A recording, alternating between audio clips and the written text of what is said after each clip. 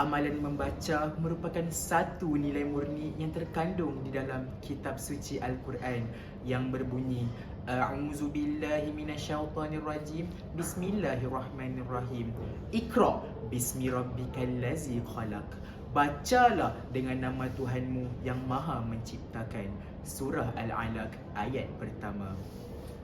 Bismillahirrahmanirrahim. Assalamualaikum warahmatullahi wabarakatuh. Sebelum kaki mengurak langkah, sebelum lisan meneruskan bicara, izinkan saya memperkenalkan diri. Persis kata mutiara, tak kenal maka tak cinta, maka nama diberi tanpa dipinta. Dani Syazwan bin Rosli. Saya merupakan seorang pelajar tingkatan 4 dari sebuah sekolah yang sungguh adiwarna, iaitu Sekolah Menengah Kebangsaan Agama Krian Tafiz Model Ulul Albab. Alhamdulillah, pada pagi ini saya menggalas amanah sebagai tokoh nilam bahasa Melayu tahun 2022. Akan membuat satu resesi tentang sebuah buku yang telah saya pilih. Pada mulanya, apabila saya melihat kulit luar buku tersebut, saya berasa hairan tentang figura yang tidak saya kenali sama sekali. Jadi, perkara itu telah menarik minat saya untuk mengenali dengan lebih mendalam lagi tentang insan yang tidak saya kenali tersebut. Setelah saya membacanya secara keseluruhan, barulah saya kenali bahawa beliau merupakan seorang tokoh Islam yang sangat disanjungi, iaitu Tok Kenali. Untuk pengetahuan kalian, buku tersebut dikarang oleh cicitnya sendiri. Ya, menarik bukan? Beliaulah Hayati Ridwani atau nama sebenar beliau Nur Hayati Muhammad Rizwan. Beliau merupakan seorang graduan ijazah sarjana muda Universiti Islam Antarabangsa dalam bidang Usuluddin.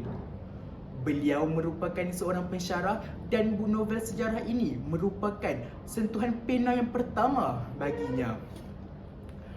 Minat yang mendalam dalam ilmu tasawuf telah membawa Hayati Ridwani melakar kembali kisah moyangnya dalam bentuk penulisan kreatif. Buku yang setebal 250 muka surat ini telah diterbitkan oleh PTS Litera Utama Sedian Berhad dan dicetak buat pertama kalinya pada tahun 2011. Buku yang berharga RM24 Malaysia ini juga telah bergenre sejarah yang mengisahkan tentang riwayat hidup tokoh Islam tersebut. Laras bahasa yang sederhana memudahkan pembaca untuk lebih memahami intipati setiap baik-baik kata dalam buku tersebut, tidak kira tua mahupun muda. Nama sebenarnya Muhammad Yusuf bin Ahmad dan yang kemudiannya lebih dikenali sebagai Tok Kenali. Beliau merupakan antara seorang ulama yang membangunkan pemikiran umat Islam selain daripada pencetus ilmu pengajian Islam Nusantara pada abad ke-20. Beliau memilih untuk hidup dalam keadaan yang sederhana dan beliau sangat yakin dan sangat diyakini bahawa beliau setaraf wali. Sebelum Tok Kenali berada pada tahap itu, kehidupan beliau sungguh penuh dengan cabaran. Antaranya, beliau pergi ke Mekah dengan hanya berbekalkan RM50 sahaja dan perlu terpaksa menumpang tidur di serambi Masjidil Haram. Kepayahan hidup beliau tidak sesekali memutuskan semangat beliau untuk teruskan kehidupannya. Itulah semangat yang mahu ditunjukkan pada dalam novel ini. Selain daripada itu, novel ini juga menyajikan tentang cerita keilmuan Tok Kenali yang jelas menggambarkan bahawa kearifan beliau. Dalam pada itu, setiap bintang yang bercahaya pasti tidak akan bercahaya tanpa kegelapan. Yang baik pasti ada buruknya. Pada pertama kali saya memandang buku ini, saya merasakan buku ini hanyalah buku yang biasa sahaja. Tetapi setelah saya membaca, memahami dan menghayati buku ini, rupa-rupanya buku ini bukanlah hanya sekadar buku yang biasa.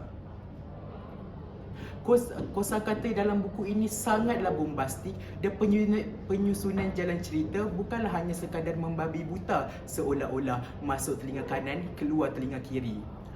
Penulis juga telah berjaya menyelitkan nasihat dan ilmu, terutamanya ilmu agama. Penilaian terhadap gaya penulisan kurang memuaskan. Bagi saya, buku yang setebal 250 muka surat ini terlalu ringkas untuk digelarkan sebagai sebuah novel jika dibandingkan dengan novel-novel lain. Contohnya novel karya Abdul Latif Talib yang mempunyai sekurang-kurangnya 300 muka surat dan ke atas. Pengajaran dan nilai murni boleh saya bahagikan kepada dua indikator. Yang pertama, kita mestilah berusaha gigih dalam menuntut ilmu, tidak kira di mana jua kita berada, kerana sesungguhnya ilmu itu penyuluh kehidupan. Yang kedua, kita mestilah menerapkan dalam diri kita sifat rendah diri dan sifat tawaduk supaya kita disegani oleh masyarakat seperti yang dilakukan oleh Tok Kenali. Saya ingin mengalungkan jutaan terima kasih kepada Hayati Ridwani kerana telah menghasilkan buku yang begitu cemerlang dan penuh dengan inspirasi. Saya juga menyarankan setiap individu untuk memiliki buku ini kerana buku ini mempunyai nilai murni dan pengajaran yang boleh diaplikasikan dalam kehidupan seharian. Nadi ilmu amalan membaca, baca buku di mana-mana, melahirkan bangsa berjaya, hidup membaca, hidup bahagia. Akhirul kalam, nadi ilmu amalan membaca. Sekian, Assalamualaikum warahmatullahi wabarakatuh.